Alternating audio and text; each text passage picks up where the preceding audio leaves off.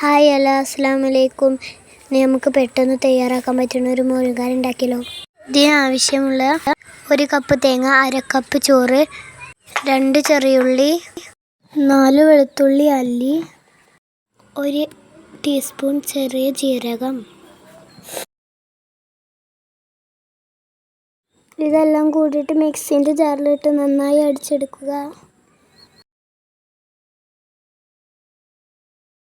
അതിനുശേഷം ഒരു ചെറുനാരങ്ങ വലുപ്പത്തിൽ പുളി എടുത്തിട്ട് ഒരു ചട്ടി അടുപ്പത്ത് വെച്ച് അതിലേക്ക് പിഴിഞ്ഞൊഴിക്കുക.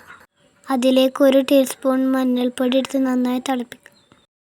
ഇത് നന്നായി തിളച്ചതിന് ശേഷം അരപ്പെടുത്ത് ഇതിലേക്ക് ഒഴിക്കുക.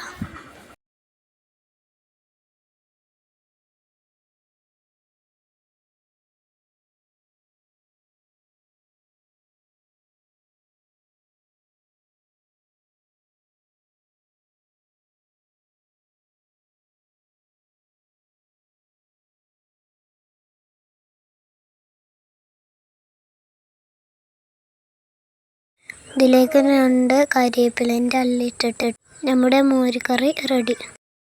തീ ഓഫാക്കുക. അപ്പോൾ സബ്സ്ക്രൈബ് ചെയ്യാനും ലൈക്ക് ചെയ്യാനും ഷെയർ ചെയ്യാനും കമൻറ്റ് ചെയ്യാനും മറക്കരുത്.